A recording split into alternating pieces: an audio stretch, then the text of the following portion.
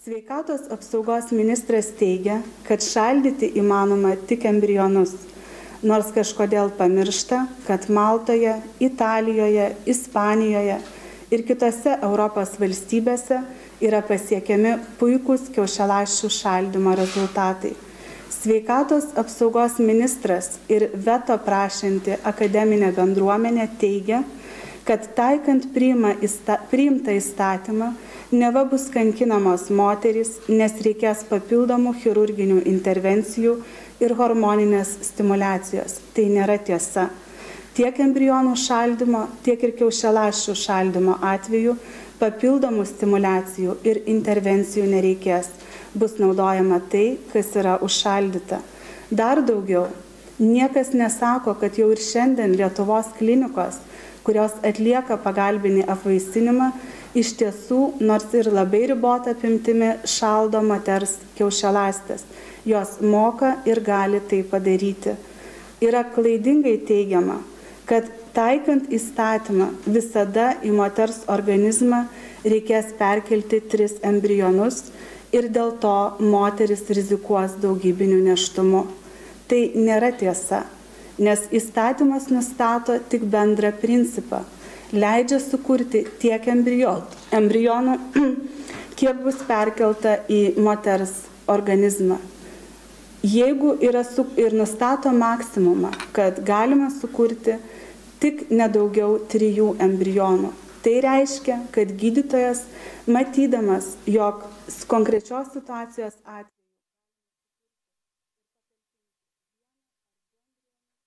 tą neišvengiamai galės padaryti, jeigu pacientė sutiks. Yra meluojama, kad įstatymas visiškai užkerta galimybę susilaukti sveikų palikuonių, jei vienas iš tėvų turi genetinę paveldimą ligą. To nėra. Įstatymas, jeigu jis įsigalios, jis suteiks galimybę išvengti dalies genetinės kilmės ligų, nevykdant embrionų atrankos. Įstatymo 3 straipsnis leidžia pasirinkti lytines ląsteles taip, kad būtų išvengiama paveldimų ligų susijusių su lytimi. Dalindamas interviu sveikatos apsaugos ministras teigia, kad priėmus įstatymą apvaisinimas negalės būti atliekamas valstybinėse klinikose ir kompensuojamas iš PSDF. Ir tai yra melas.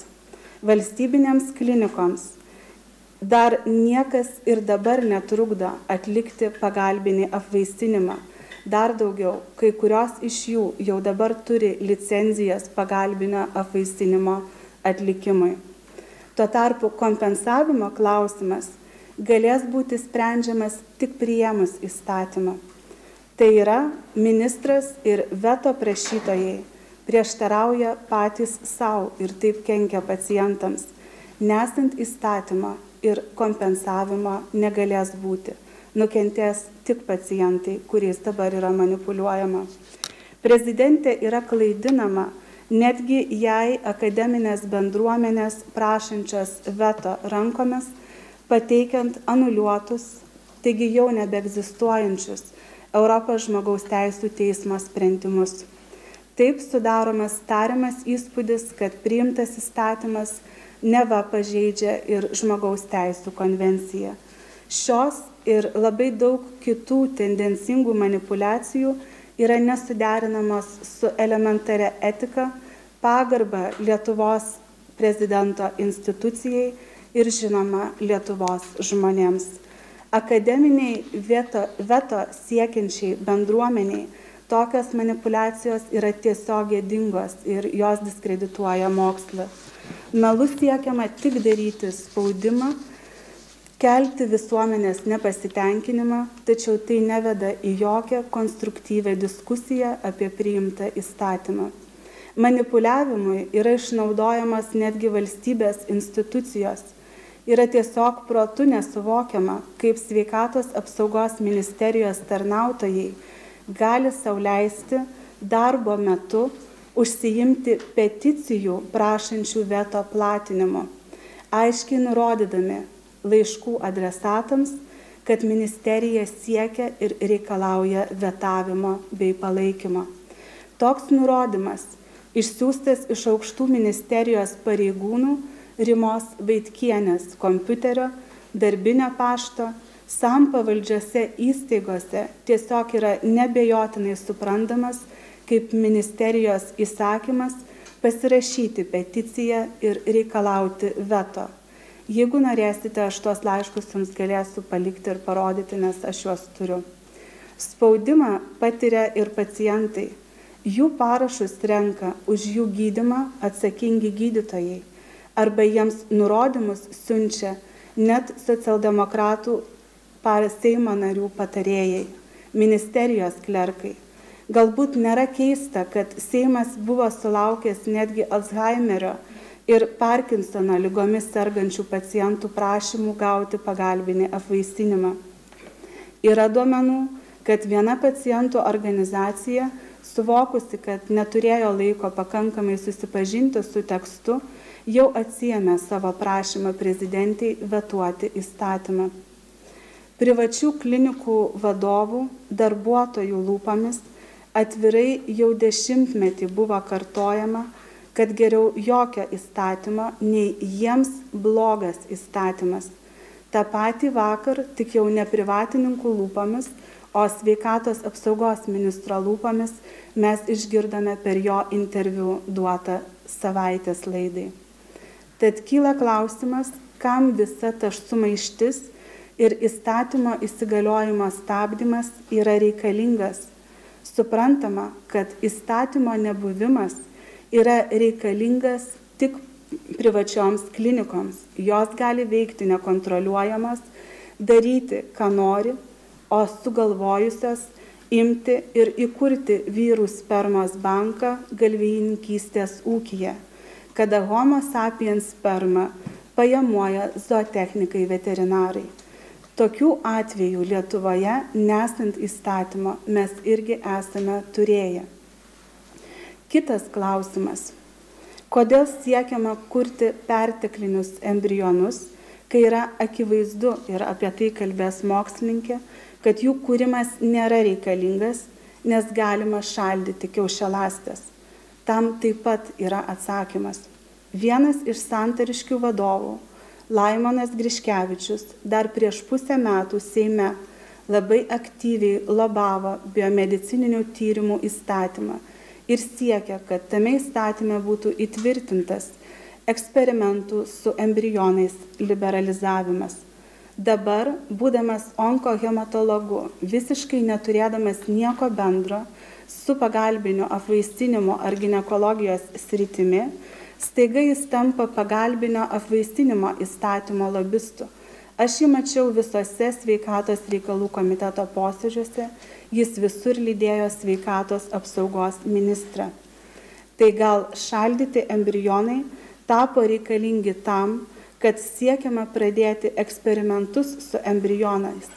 Kaip bebūtų, Laimonas Griškevičius visur lydėjęs ministrą yra tarp daugiausiai Lietuvoje medicinos eksperimentų su žmonėmis atliekančių medikų.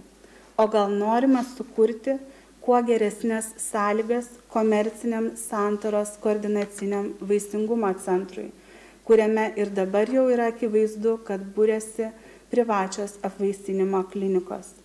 Kaip sveikatos reikalų ekspertė, stebėdama posėdžius, nekartą savo uždaviau klausimą, kuris yra tikrasis ministras – Griškevičius, kuris lobuoja embrionų šaldymą, ar Požėla. Yra didžiulis paradoksas, kad Griškevičius Požėlos rengtus ir registruotus dokumentus žinojo geriau nei pats Požėla. Ministrui teko prašyti netgi 5 minučių pertraukos sveikatos reikalų komitete, kad jisai galėtų susipažinti su savo paties registruotu ir parengtu įstatymu. Per tą laiką sveikatos reikalų komitetas turėjo tylėti ir laukti, kol žmogus paskaitys. Tad klausimas, kas tas tikrasis liberalaus įstatymo varianto, dėl kurio nepriėmimo dabar yra liejamos ašaros autorius? Ministras, kuris prašo pertraukos susipažinti su tekstu, kurį pats parengė, ar vis dėlto kažkokie neaiškus korupciniai interesų grupė, kuri buvo ir liko šešėlyje ir dabar yra tiek nelaiminga, kad bet kokiamis išgalėmis siekia prezidentės veto. Dėkoju. Dėkojame Jums ir dabar iš mokslinės perspektyvos į klausimus atsakys Lietuvos sveikatos mokslo universiteto histologijos ir embriologijos katedros lektorė daktarė Jolita Polubinskienė. Labą dieną. Ką tik prieš savaitę priimtas pagalbinio apvaisinimo įstatymas subalansuoja nevaisingos poros interesus turėti vaiką ir kartu embriono apsaugą. Yra baiminamasi, kad jeigu nebus sukuriama perteklinių embrionų, kurie būtų užšaldomi, tuomet moteris, jei nepavyktų pirmasis apvaisinimo ciklas, negalėtų susilaukti vaiko, vėl turėtų patirti pakartotinus kiaušidžių stimuliacijos ciklus. Na, žinoma, kiekvienas kiaušidžių hormoninis stimuliavimas yra didelis iššūkis moters sveikatai ir visame pasaulyje buvo ieškoma būdų alternatyvų kartu derančių su etikos principais. Kadangi sukūrus tiek embrionų, kiek pavyksta gauti kiaušialąsčių stimuliacijos metu, o tai gali būti 10, 15 ar netgi 20, ir pavykus pirmam apvaisinimo ciklui, kuomet įsodinant 3 embrionus visi prigyja ir moteris susilaukia trinukų, lieka užšaldyti embrionai, kurių likimas taip ir lieka neaiškus. Moteris tikriausiai gali jau ir nenorėti daugiau vaikų, o tie užšaldyti embrionai, suėjus tam tikram terminui, bus pasmerkti sunaikinimui. Taigi kyla klausimas, ką su jais daryti.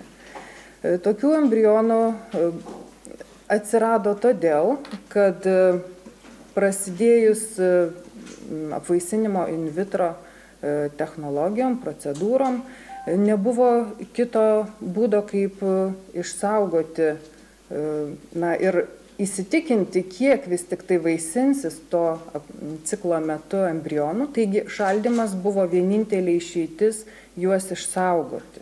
Ir iš principo embriono užšaldymas jo nesunaikina. Žinoma, padidina riziką, kad jisai neišgyvens atšildytas.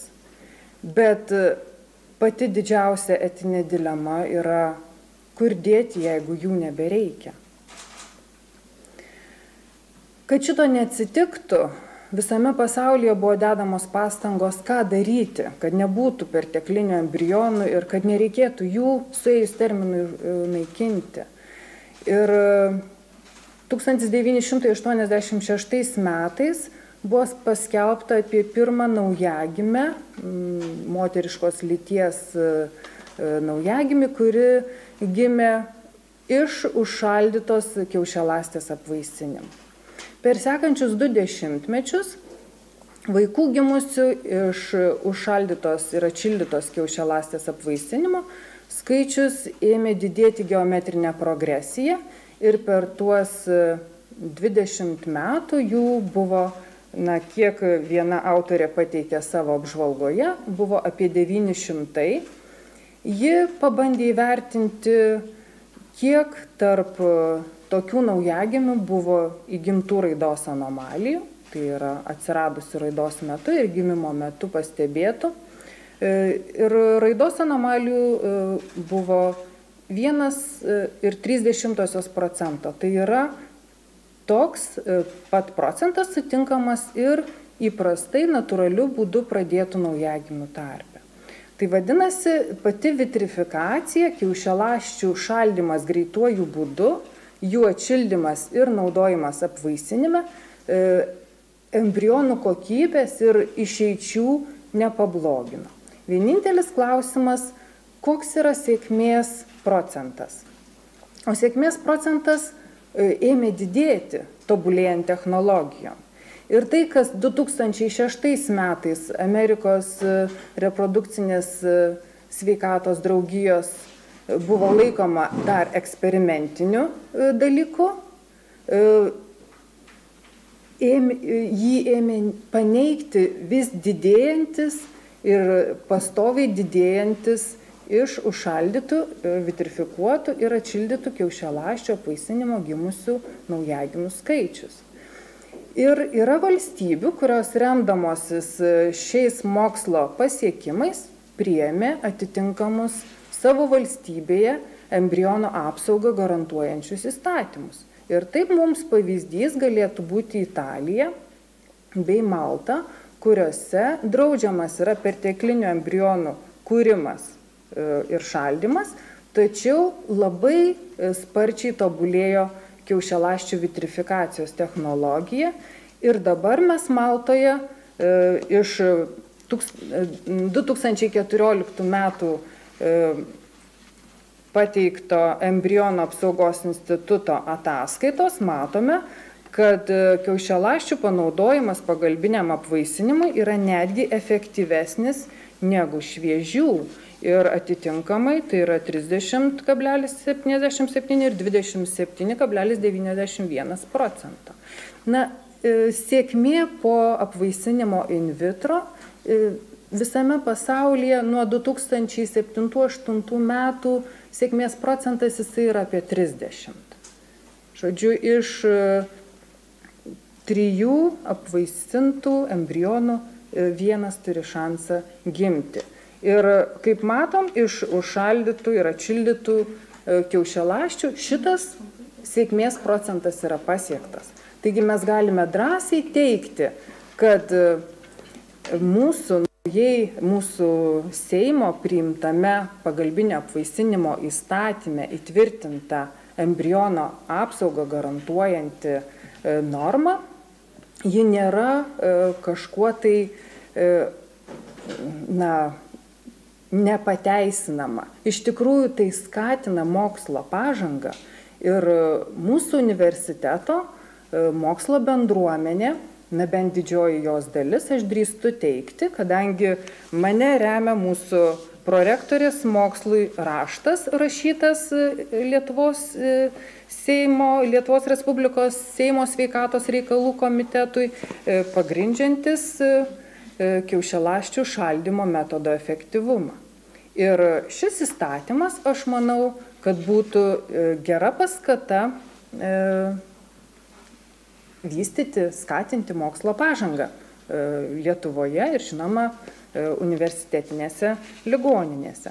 Dar vienas momentas, kurį norėčiau paminėti labai trumpai, tai yra dėl perteklinių embrionų ląstelių panaudojimo embrioninių kamieninių ląstelių terapijoje. 2013 metais Kaune vyko tarptautinė konferencija, kurios metu buvo aptariamos gydymo kamieninėmis ląstelėmis galimybės, taip pat ir embrioninėmis kamieninėmis ląstelėmis.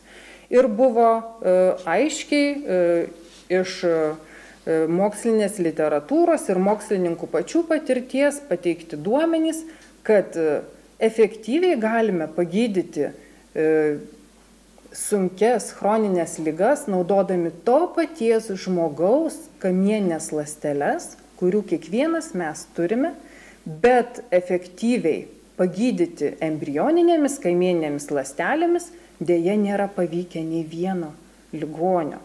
Tie, kurie buvo pranešimai spaudoj, laikraščiuose atsiradę apie Rusijoje esą išgydytus embrioninėmis kamieninėmis ląstelėmis pacientus, jie nebuvo įrodyti mediciniškai. Šita konferencija priėmė rezoliuciją, kad turi būti skatinamos suaugusio žmogaus kamieninių ląstelių terapijos galimybės. Na, aš čia tik tai atsiprašau, truputėlį nukrypau nuo pagrindinės mūsų temos, bet noriu atkreipti dėmesį, kad embrionai, kurie būtų užšaldyti ir nepanaudoti, jie nebūtų tinkami embrioninių kamieninių ląstelių terapijai. Ačiū. Dėkojame ir toliau žodį norėčiau suteikti Laisvos visuomenės instituto vadoviai Kristinai Zamarytei-Sakamčiai. Visi vieningai sutarėme, kad nevaisingoms poroms padėti yra būtina. Tačiau, kai mes kalbame apie pagalbinį apvaisinimą, mes turime nepamiršti to fakto, kad jame šiose procedūrose susiduria ir tų pačių nevaisingų porų pradėtų vaikų interesai. Įvertinus priimto įstatymo nuostatų visumą, reikia padaryti išvadą, kad jame yra užtikrinama tokia teisinga pusiausvyra tarp nevaisingos poros ir pagalbinio apvaisinimo būdu pradėtų vaikų interesų. Nes įstatymas numato taip aukštą embriono apsaugos ir vaiko interesų, būsimo vaiko interesų lygį ir standartą, tačiau kartu jis užtikrina galimybę gauti saugias, labai pažangias ir veiksmingas paslaugas nevaisingai porai, kuriomis būtų saugomi tie jų vaikai. Kartu įstatymas numato galimybę finansuoti pagalbinio apvaisinimo procedūras, kas yra labai palanku nevaisingoms poroms.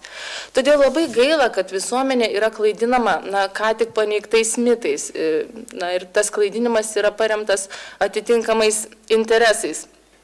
Tačiau aš noriu pasakyti, kad yra tyli, tokia negirdima visuomenės dalis, kuri yra labai didelė, bet kuri vis dėlto palaiko priimtą įstatymą.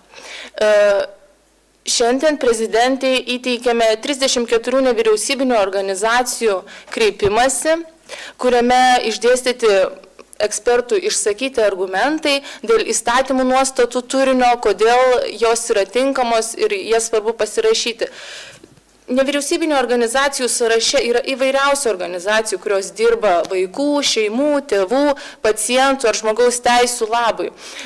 Viena iš tų nevyriausybinių organizacijų asociacija vienyje net 84 organizacijas. Tai bendrai kartu paėmus yra net daugiau negu 100 nevyriausybinių organizacijų, kurios palaiko priimtą įstatymo projektą. Po šios spaudos konferencijos prie prezidentūros vyks piketas, kur pilietinė visuomenė taip pat išreikš palaikymą priimtam įstatymui. Dar šiandien prezidentai pateikėme peticiją, kurioje dabar yra apie 4000 parašų, tačiau parašai yra toliau renkami, tai yra tik tai pradžia. Noriu priminti, kad 2002 metais prezidentui Valdui Adamkui buvo įteikta 80 000 parašų, kuriuose žmonės pasisakė būtent už tokį pagalbinio apvaisinimo reguliavimo modelį, koks yra priimtame įstatyme. Tai pabaigai tik tai pabrėšiu, kad dideliai visuomenės daliai yra svarbu, kad įstatyme būtų ne tik numatyti techniniai mediciniai aspektai, kurie palankus verslui laisvai daryti, ką nori, bet ir kad būtų atsižvelgiama į žmogiškumo, pagarbos gyvybei principus ir kad būtų saugomas kiekvienas pagalbinio apvaisinimo būdu pradėtas vaikas. Ir tikimės, kad prezidentė atsižvelgs į mūsų pateiktus argumentus ir pasirašys tą įstatymą, kuris išbalansuoja ir tą tinkamą pusiausvyrą pateikia tarp nevaisingos poros ir jos vaiko interesų. Dėkojame ir dar turėtume keletą minučių jūsų klausimams. Ar būtų tokių? Kaip reaguosit tiesiog, jeigu tas įstatymas bus vetuotas, ar darysit kažkokius žodžius, akcijas? Iš tikrųjų, sunku pasakyti, ką jau čia padarys, jeigu bus vetuotas, toliau dirbsime, kad būtų priimtas tinkamas įstatymas, bet bus labai apmaudu ir tai parodytų, kad yra atsižvelgiama ne į kažkokius žmogiškumo principus priimant tą sprendimą, bet į tai, kas patogiau verslui, kuris užsiima šitą praktiką. Kaip jūs reaguojate tos visus komentarus ir teiginius tiek politikų, tiek žurnalistų, visuomenininkų, kad šitas įstatymas priimtas remiantis tiesiai šviesiai bažnyčios nuomonės, klebonų ir vyskupų kažkokiais tai įsakymais? Aš tai reaguoju labai paprastai, kai žmonės, ta prasme, kai jiems trūksta argumentų, kai jų argumentus gali paneigti faktais moksliniais ir teisiniais, tai tada jie traukia šitą, kurio labai lengva sukiršinti ir sujautrinti didelę dalį visuomenės, kuris sakys, kodėl čia kažkas kišasi, kas visai neturi teisės ir kompetencijos. Bet šitas argumentas, yra toks tuščias, juo nieko nepasakoma. Gerai, dėkojame.